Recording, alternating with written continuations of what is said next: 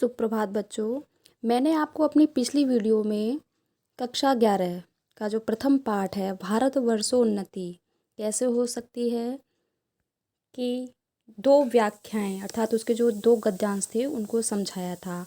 आज मैं अपनी इस वीडियो में आपके जो दो गद्यांश रह गए थे उनको मैं समझाऊंगी। तो इसमें जो आपका तीसरा गद्यांश है वो इस प्रकार है। सब उन्नतियों का मूल धर्म है। इसमें सबसे पहले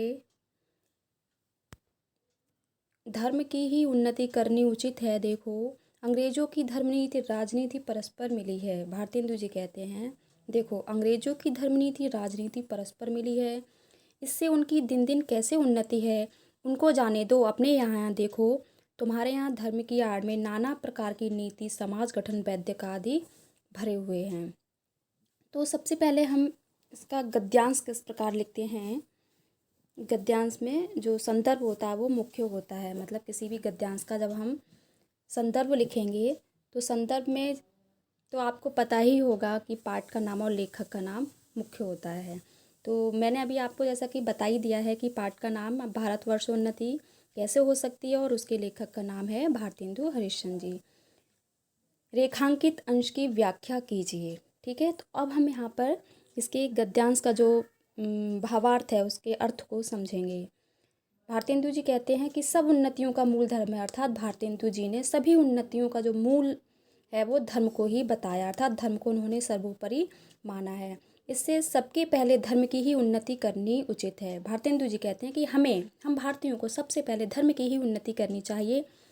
वो यहाँ उदाहरण देते हुए कहते हैं, देखो अंग्रेजों की धर्मनीति राजनीति परस्पर मिली है।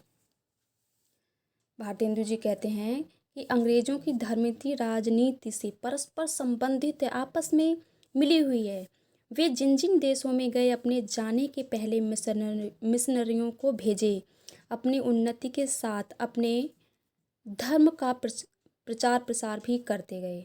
ठीक है, यहाँ कहने का तात्पर्य भारतेंदु जी का है कि अंग्रेज जहाँ कहीं भी गए उन्होंने वहाँ अपनी उस सभ्यता का अर्थात जो उनकी जो वहाँ की शैली थी उसको वहाँ पर उन्होंने छोड़ा ही अवश्य था, अर्थात वहाँ उन्होंने उसका प्रचार प्रसार किया। आगे भारतेंदु जी कहते हैं इससे उनकी दिन दिन कैसे उन्नति है। वो कहते हैं इसलिए उन्होंने दिन दिन प्रतिदिन अर्थात प्रतिदिन उन्होंने किस प्रकार उन्नति की। आगे वो बताते हैं कि उन्हें जाने दीजिए, अर्थात अंग्रेजों को रहने दीजिए, अपने यहाँ देखो, अर्थात हम भारतवासी अपने यहाँ देखें, अपने देश में देखें तो सर्वत्र दिखाई पड़ेगा तुम्हारे यहाँ धर्म की आड़ में नाना प्रकार की नीति, समाज गठन, वैदिक आदि भरे हुए। वो कहते हैं भारतेंदु जी कि हम यदि अपने यहाँ देखें तो हमें दिखाई देगा कि यहाँ धर्म की आड़ में हर प्रकार की नीति, सामाजिक संगठन और वैदिक सब कुछ धर्म के गहरे तक जुड़ा हुआ है, अर्थात सब यहाँ धर्म के आड़ में सब अपनी उन्नति करने में लगे हुए हैं। तो इसमें प्रश्न है कुछ आपके, लेखक ने सभी उन्नतियों का मूल किसे बताया है। तो उत्तर हो जाएगा लेखक ने सभी उन्नतियों का मूल धर्म को बताया है।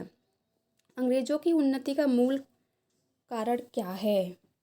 तो यहाँ पर आपका उत्तर हो जाएगा कि अंग्रेजों की उन्नति का मूल कारण धर्मनीति राजनीति आपस में संबंधित अर्थात आपस में मिली हुई, यही उनकी उन्नति का मूल कारण है। भारतवासियों को सबसे पहले किसकी उन्नति करनी उचित है।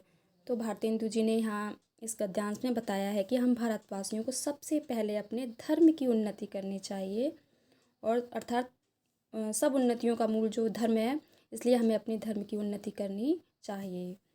आपका अगला गद्यांश इस प्रकार है, एक बेफिक्रे मगनी का कपड़ा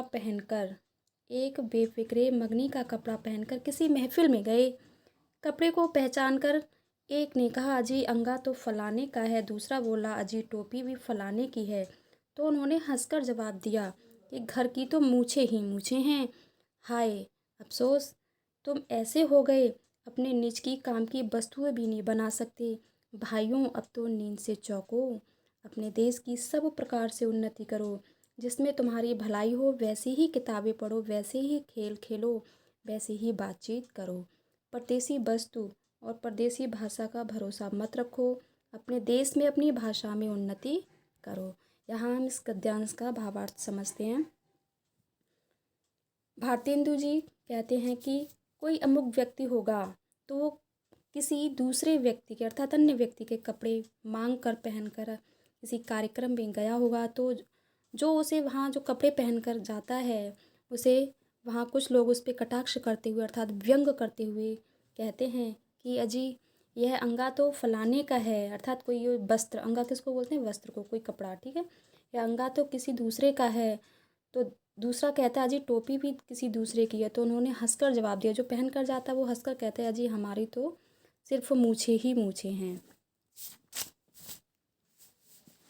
तात्पर्य ये है कि भारतेंदु जी बड़े अफसोस के साथ कहते हैं कि आज भारत के लोग अपने काम की वस्तुएं स्वयं नहीं बना सकते, वे विदेशी वस्तुओं के मोहताज हो गए हैं।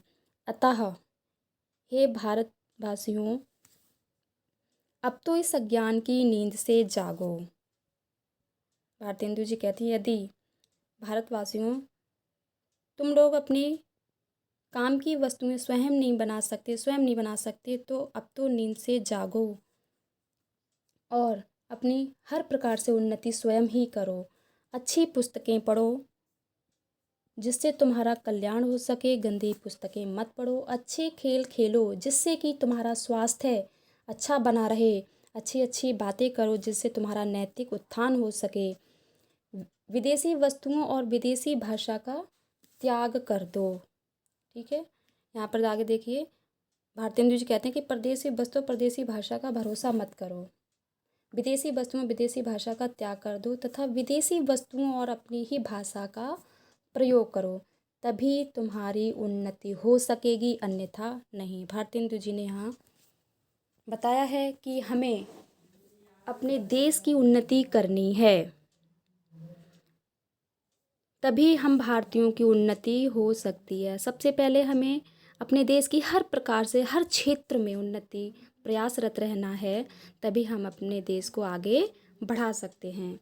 इसमें उपर्युक्त गद्यांश के पाठ और लेखक का नाम लिखिए। आपका प्रश्न है तो पाठ का नाम हो जाएगा भारतवर्ष उन्नति कैसे हो सकती है, लेखक हैं आपके भारतेंदु हरिश्चंद्र जी। रेखांकित अंश की व्याख्या यहाँ मैंने आपको संक्षेप में समझा दी है। सारी चीज़ें मांगी होने पर महाशय ने हंसकर अमुक व्यक्ति को क्या जवाब दिया, तो यहाँ पर आपका देखिए ये इस प्रश्न का उत्तर है। उन्होंने कहा अजी हमारी तो मूछे ही मूछे हैं। ठीक है, घर की तो मूछे ही मूछे हैं। अगला प्रश्न आपका, लेखक ने किस बात पर अफसोस व्यक्त किया। लेखक ने, उत्तर हो जाएगा लेखक ने विदेशी भाषा और विदेशी वस्तु पर अफसोस व्यक्त किया है और उन्होंने कहा है कि हमें अपने देश की उन्नति करनी चाहिए। उन्होंने यहाँ के लोगों पर कटाक्ष करते हुए कहा है कि अब तो नींद से जागो और अपने देश की उन्नति करो। लेखक ने भारतीयों में किस भावना को विकसित करने पर बल दिया है, तो लेखक ने भारतीयों में अपने धर्म की भावना का विकास करने पर बल दिया है। वो कहते हैं कि हमें अपने देश की हर प्रकार से उन्नति करनी चाहिए।